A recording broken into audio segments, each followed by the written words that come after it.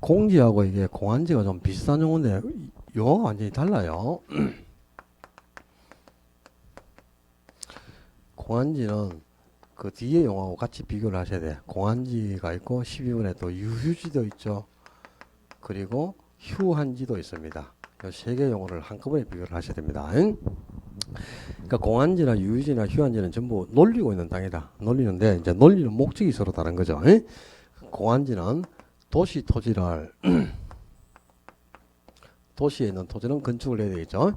근데 건축도 하지 않고 도시 토지를 집가 상승만을 기대하고 장기간 방치하고 있는 토지.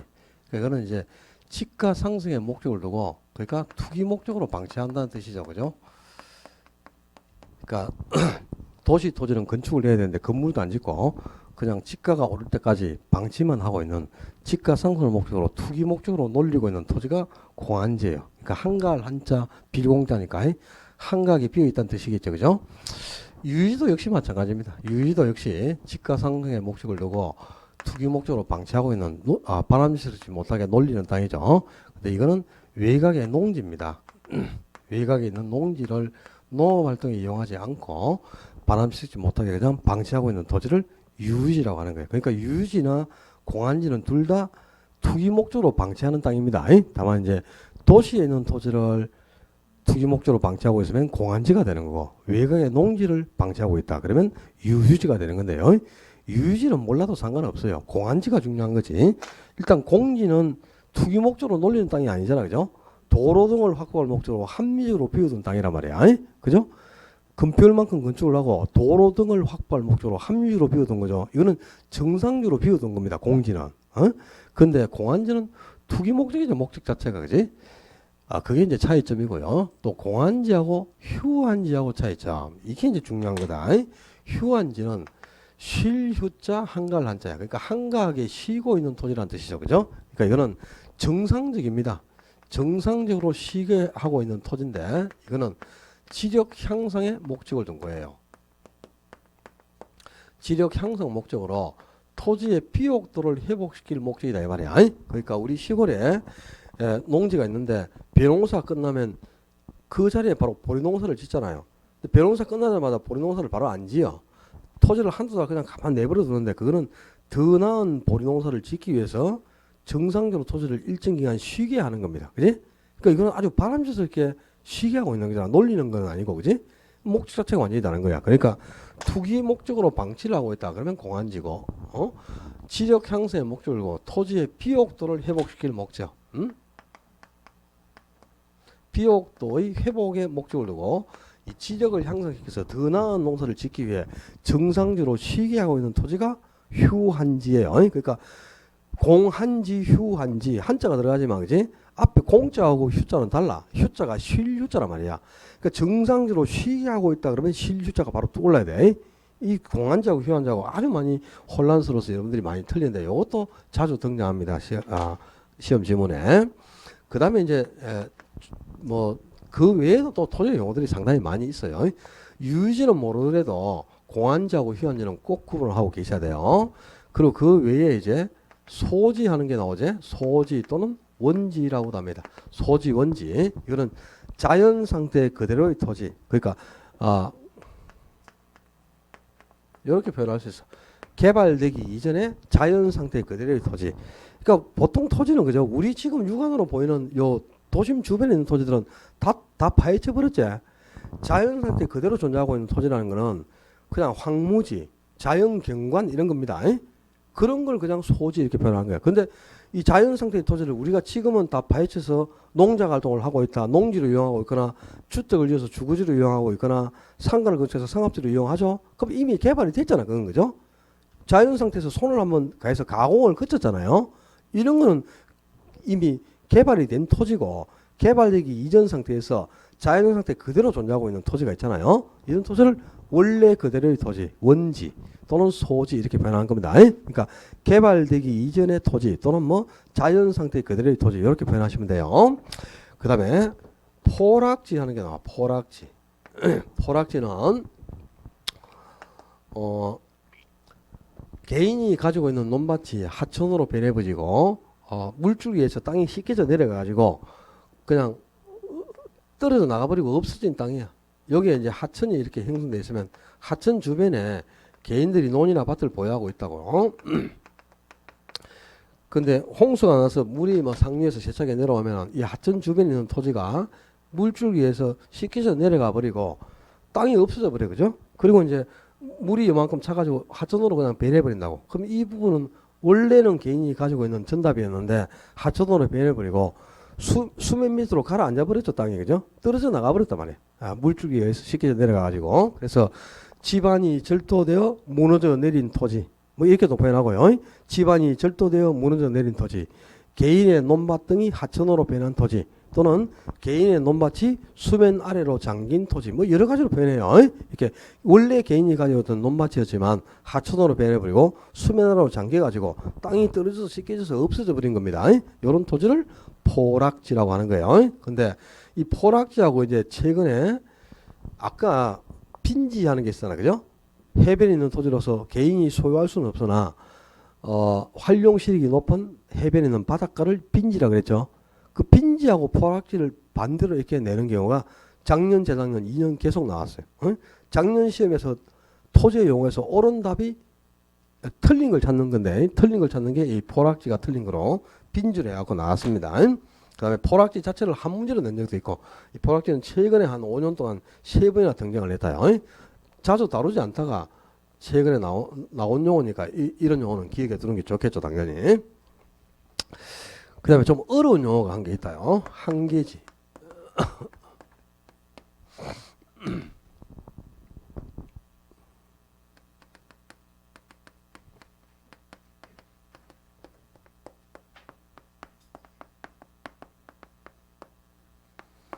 건축이 가능한 경계선 상에 있는 토지. 그래서 건축 가능한 토지를 우리가 택지라 그랬거든. 택지. 그래서 택지로 이용이 가능한 가장 먼 거리에 있는 토지다. 그래서 택지 이용의 최원방권의 토지. 교재는 그렇게 돼 있죠. 택지 이용의 최원방권 이렇게 돼 있잖아, 그죠? 이게 무슨 말이냐? 자, 여기 이제 도시에 이렇게 토지가 이렇게 있어요. 그러면 요 지점까지는, 그죠? 여기까지는 건축이 가능하단 말이야. 건축이 가능하다. 그러면 택지로 이용이 가능하다는 뜻이죠. 건축 가능한 토지를 택지라 그랬잖아. 그럼 여기까지는 택지로 이용이 가능하고 건축이 가능한데 요 지점을 벗어나 버리잖아, 그죠? 그럼 여기부터는 이제 대부분 농경지야. 농지 또는 뭐 임야란 말이야. 근데 농지나 임야는 즉시 건축을 못해요. 집안이 약해서. 형질 변경이 이루어지기 전에는 절대 임야도 산을 깎아야 되잖아, 그죠? 깎아야 건축이 가능하지. 그 상태에서 바로 건축을 할 수가 없죠. 농지도 마찬가지입니다. 농지에 건축을 하려면 충분히 형질 변경이 되는데 시간이 오래 걸려요. 그렇게 해서 집안이 견고해져야 건물을 지을 수 있는 거야. 그러면 여기서부터는 이제 건축이 불가능하다는 뜻이 되죠, 그죠? 건축이 불가능하니까 택지로 이용을 못하죠. 이 도심의 특정 지점을 기준으로 택지로 이용이 가능한 가장 먼 경계선 상에 있는 토지, 이걸 한계지 이렇게 표현하는 거야. 그러니까 건축이 가능한 가장 먼 경계선 상의 토지다.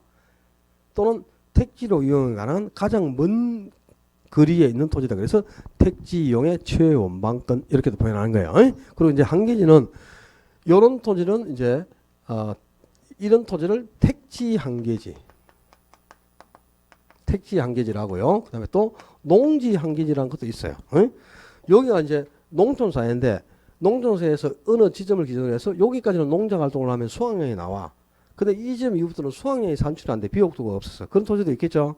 그럼 여기가 이제 농업 활동이 가능한 가장 먼 경계선의 토지가 되겠죠. 그런 토지는 이제 농지 한계지라는 거고요. 보통 도시에 있는 토지는 건물을 짓잖아요, 그죠? 이 건축이 가능한 가장 먼 경계선의 토지를 택지 한계지라는데, 그냥 우리가 한계지라고 표현할 때는 택지 한계지를 그냥 줄여서 한계지 이렇게 표현하는 거야. 그러니까 여러분은 그냥 건축이 가능한 가장 먼 경계선상의 토지, 건축이 가능한 가장 먼 경계선상의 토지 또는 택지 이용의 최원방권의 토지, 이렇게 기억하시면 돼요. 나중에 그 7편에 가면 7자에 가면은 개발관리 마케팅 이론에서 한계지라는 게 또 나와요. 그때 가서 한 번 더 나오니까 용어는 알아두는 게 좋겠고, 또 무슨 용어가 있지? 선하지 하는 게 있나? 선하지는 뭐 그거는 중요한 것도 아니고, 그죠? 선 아래에 있다는 뜻이겠죠? 선 아래. 그러니까 고압선 아래에 있는 토지를 선하지라고 하는 겁니다. 물론 작년에 시험에 지문으로 한 개 등장 안 했는데 그죠? 이런 거 한 번 듣고 이런 거 잊어버릴 수가 있나? 고압선 아래에 있는 토지가 있잖아, 그죠? 그러니까 그런 토지가 이제 선하지인데 당연히 가치가 높겠어, 낮겠어? 당연하죠. 잘못하면 그냥 건드리면 그냥 가는 거야, 그치? 그러니까 이제 강가가 발생해 있습니다. 그래서 선하지를 평가할 때는 그죠? 낮은 가격으로 선하지 강가를 정해 가지고 가치를 낮게 평가하는 게 일반적이죠. 고압선 아래에 있는 토지를 선하지. 그다음에 또 집에 가서 해 그런 거는 용어들이 또 실제 많이 나오는데 책 넘기지 마라. 없다. 그냥 앞에 성숙지 하는 용어가 그 어디 교재에 찾으면 있는데 내가 지금 몇 페이지인지 내가 이 책을 아직 처음부터 끝까지 다 안 봤거든요. 그러니까 페이지를 외우지는 못한다. 이게 이 원고는 제가 써놓은 거가 아니라서 이 랜드 프로는 제가 써놓은 거가 아니기 때문에요. 원고를 제가 쓴 게 아니라서 책 페이지를 내가 쓴 거는 나 1페이지부터 1000페이지까지 다 외워요. 제가 뭐 몇째 줄에 나오는 것도 다 외우는데 이런 원고가 내 원고가 아니라서 모르겠는데 성숙지라는 용어가 어디 있는데 찾지 마. 그냥 들어. 그냥 이건 시험에 안 나와. 근데 용어니까 그냥 설명을 드리는 거야. 나중에 개발론에 가면 나와요. 개발론에 가면 나오는데, 자, 토지는 즉시 건축이 가능한 토지도 있고, 즉시 건축이 불가능한 토지도 있어요. 그러니까 이제 시간이나 비용을 투입할 필요가 없이 즉각적으로 건축이 가능하다. 그러면 성숙도가 높은 토지입니다. 이렇게 성숙도가 높은 토지를 성숙지라고 하는 거고, 그러니까 쉽게 표현해서 비용을 투입할 필요나 시간을 투입할 필요가 없이 즉각 건축이 가능한 토지, 이런 토지를 성숙지 이렇게 표현하는 거예요. 그 다음에 성숙도가 낮은 토지는요, 즉시 건축을 할 수가 없어. 충분한 시간이 흐르거나 일정한 비용을 투입해서 형질 변경을 하거나, 그죠? 그렇지 않으면 건물을 못 짓거든. 그런 토지는 성숙도가 낮은 거죠. 이런 토지를 미성숙지. 사람도 성숙한 사람이 있고, 그죠? 성숙하지 못한 사람도 있죠. 그거하고 똑같은 거야. 토지가 성숙했다기보다는 즉각 건축이 가능하다는 뜻이에요. 보통 도심에 있는 토지는 전부 다 성숙지겠죠. 그죠? 근데 외곽에 있는 토지는 다 일정한 강원을 거치지 않으면 즉각 건축을 못해. 농지라든가 임야 이런 거는 건축을 못한단 말이야. 그런 토지는 전부 뭐가 되겠어? 미성숙지가 된단 말이야. 근데 이제 왜 이 용어를 알려주느냐? 자, 투자의 대상은 상당히 나중에 투자라는 소리가 또 정의를 하겠지만, 그죠? 투자 대상은 상당히 많습니다.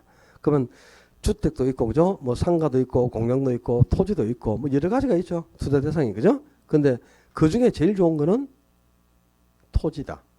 와. 토지가 왜 투자 대상으로 가장 메리트가 있는 상품이 될까? 따라한다. 소모되지 않으니까. 그런 특성을 뭐라 한다? 영속성. 우리 다음 주에 배울 거다. 토지의 특성에서 영속성이 소모되지 않는 특성, 비소모성이죠. 건물은 소모가 생겨요. 내용문수가 정해졌기 때문에 강가가 발생한단 말이야. 그래서 일정 기간이 지나면 철거되고 없어집니다. 근데 토지는 썩어 없어지지 않는다. 평생을 가도 그 양만큼 항상 남아있으니까 소모되지 않는 것 때문에 가치 보존력이 우수한 거야. 가치가 훼손되는 경우가 없잖아요. 그래서 투자대로 선호된다. 자, 나중에 우리 시험에 자주 등장하는 게 영속성에서 시험에 나오면, 그죠? 토지는 가치 보존력이 우수하여 투자대로 선호되는 이유가 된다. 이게 지문에 자주 등장해. 그 이유가 바로 소모되지 않는 영속성 때문이란 말이야. 그런데 그러니까 토지도 이제 영속성이라는 특성이 있으니까 투자 대상으로는 가장 유망한 상품이 토지가 되는 거죠. 오히려 주택보다는 토지가 훨씬 투자 대상으로 메리트가 있는 상품이에요. 앞으로 투자할 때는 땅에 묻어라. 요 바로 옆에 우리 학원에서 나가서, 그죠? 오른쪽으로 월배역 3분 출구로 걸어가보면 옆에 부동산이 하나 있어. 부동산 간판이 땅에 묻어라. 우리 고향 선배님이 하신 그 70대 어르신인데요. 땅만 합니다. 일체 주택 이런 거 안 합니다. 그냥 들어와도 매물만 받아놓고 거래 자체를 안 해요. 진짜 그분은 땅만 몇십 년을 이렇게 해오신 분인데, 여러분이 진짜 땅에 관심을 가져야 돼. 이제 부동산을 배웠으면. 근데 이제 우리가 그럼 투자를 하려면 땅에 투자하는 게 좋잖아, 토지에. 근데 토지에 투자를 할 때, 자, 투자는 성숙지를 대상으로 한다, 미성숙지를 대상으로 한다. 투기는 성숙지를 대상으로 한다, 미성숙지를 대상으로 한다. 요게 이제 구분해야 될 포인트예요. 자, 투자와 투기의 개념은 다르죠. 투자는 장기간에 정상적인 이윤을 획득할 목적으로 장기에 걸쳐 자금을 투입하는 행위입니다. 그리고 내가 부동산을 이용 관리할 의사를 가지고 운영 단계를 거쳐서 처분이 이루어지면 투자가 되는 건데, 그게 아니고 단기에 양도 차익만을 획득할 목적으로 단기에 자금을 투입해서 그죠? 운영을 거치지 않는다. 이용 관리할 의사가 없이 내가 필요한 양 이상으로 자금을 투입해서 부동산을 구입하면 그게 투기가 되는 거야. 그럼 투기는 성숙지하고 미성숙 중에 뭘 대상으로 이루어질까요?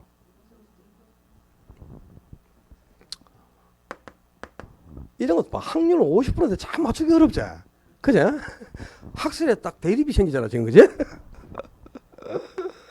일반적으로 투자의 대상이 되는 것은 성숙지가 되는 거고, 미성숙지가 투기의 대상이 되는 거예요. 그러니까 이제 투기라는 거는 그렇거든. 지가가 쌀 때 땅을 샀어. 그죠? 지가가 폭등하면 그 차익 실현을 획득할 목적으로 내가 필요한 자금 이상으로 부동산을 구입해서 단기간에 양도 차익을 획득하고 처분하는 행위가 투기라고 볼 수 있는 거란 말이야. 그러면 성숙지는 이미 지가가 이미 최고선까지 거의 상승해 있는 것 아닙니까? 그죠? 그러니까 그는 투기 대상으로 삼기는 어려운 거죠. 그죠? 그러니까 가격이 싼 걸 사서 나중에 한 방 노리고 그냥 자금을 묻어놓은 게 투기 아니겠어? 그러니까 투기가 일반적으로 미성숙지를 대상으로 이루어진다. 이게 이제 중요한 포인트예요. 그래서 성숙지와 미성숙지라는 용어를 설명드리는 거고. 자, 이번 시간에 이제 토지의 용어를 설명했는데 주택도 있겠죠, 당연히. 뒤로 넘겨봐요. 주택을 분류해서 나올 건데, 그 외에 나머지 건물에 분류하는 거 이런 거는 알 필요도 없어. 그건 시험하고 관계도 없고. 주택 용어는 당연히 알아야 되겠죠. 주택은 크게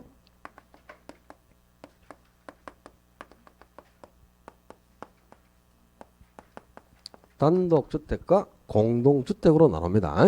그리고 단독주택도 4개가 있고요. 공동주택도 4개가 있어. 오늘은 이제 단독주택에 뭐가 있고 공동주택에 뭐가 있는가까지는 좀 구분을 하고 가는 게 좋겠죠. 그죠? 세부적인 포인트는 여러분들이 공부 시간에 주택법이나 건축법을 배우게 되면 주택의 분류는 자동적으로 여러분이 정리할 수 있어요. 자, 이 단독주택도 4가지가 있습니다. 공동주택에도 4가지가 있고요. 단독주택에 단독, 다중주택, 그리고 다가구, 그리고 공간 이렇게 4가지가 있어요. 그 공동주택에는 아파트, 연립, 다세대, 기숙사 이렇게 4가지가 있는데 공간 하는 거는 여러분들 총리 공간 이런 거 들어보셨어요? 대학마다 그죠? 대학마다 그 대학 그 학교 부지 안에 총장 공간이라는 게 있습니다. 총장 저택을 지어놓고 이 총장이 기간은 집이 있단 말이야. 그런 집이 한 채로 구성되어 있는 거거든요. 이건 단독주택이란 말이야. 근데 기숙사는 다중시설이죠. 그죠? 여러 명이 공동으로 이용하는 시설이죠. 그죠? 그러면서 이제 이거는 개별적으로 등기가 되어 있으니까 공동주택에 포함이 되는 거예요. 그 다음에 특히 여러분들이 구분하기 어려운 게 나중에 이제 아파트하고 연립의 차이, 또 연립과 다세대 주택의 차이, 다세대와 다가구의 차이, 다가구와 다중주택의 차이, 요걸 다 비교를 하셔야 돼요. 이게 이제 시험 포인트라. 포인트는. 근데 쉽게 나올 때는 다음 중 공동주택에 포함되지 않는 것은 이렇게 나오거든요. 그럼 답이 이거 아니면 이거 둘 중에 한 개 나오겠죠. 그리고 단독주택에 포함되지 않는 것은 하면 답이 요거 나와요. 다세대주택 나오고, 이게 다가구는 단독주택에, 다세대는 공동주택에 포함되어 있다. 요게 이제 포인트인데, 쉽게 표해서 다세대 그러면은 요 주변에 가면 무슨 빌라들 많이 있죠. 그게 다세대주택이야. 빌라. 무슨 빌라라고 써 있는 건 다세대주택입니다. 그 다음에 다가구 주택은 뭐냐? 원룸이라, 원룸. 원룸은 한 사람 이름으로 등기가 돼 있단 말이야. 그러니까 그게 이제 다가구 주택이다. 다중주택은 뭐냐? 하숙집. 이렇게 생각하시면 돼. 하숙집. 하숙집. 여러 명이 공동으로 기금을 하지만, 그죠? 독립된 등기가 안 돼 있거든요. 공동생활을 하죠. 한 사람 이름만 등기가 돼 있고. 이렇게 비교하면 되는데, 나중에 제가 이제 주택의 분류도 이거 외에 또 도시행 생활주택도 알아야 되고 준주택이라는 용어도 알아야 되고 다 알아야 되면 용어들이 많다. 근데 일단은 주택을 어떻게 분류하는가 여기까지만 해놓고 세부적인 포인트는 지금 해봐야 잘 몰라. 그러니까 공법을 좀 배운 뒤에 심화 이론 단계에서 비교해 드릴 테니까 오늘은 이렇게 분류까지만 정리합니다. 자, 오늘 우리 수업 시간에 한 거는 진도가 좀 더 나가야 되는데 실제 그죠? 뭐 하다 보니까 토지의 특성은 들어가지도 못했는데 다음 주에 다루고 다음 주에는 이제 그 3장의 부동산의 특성과 속성. 제일 중요한 게 특성이다. 부동산의 특성. 1편에서 제일 중요한 게. 그거 다루고 그거 끝나는 대로 이제 1시간 정도 하면 그게 끝날 거예요. 그러면 2편으로 넘어가거든. 2편이 이제 강론편으로 넘어가면 제일 먼저 나오는 일장이 경제론입니다. 경제론이 이제 수요 공급 이론하고 경기 변동 이론 두 개인데 이 수요 공급 이론이 이제 개로운 영역이란 뜻이다. 다음 주에 이제 아주 진짜 이제 개론이 이런 과목이다 하는 것을 거기서부터 이제 느낄 수 있는 거예요.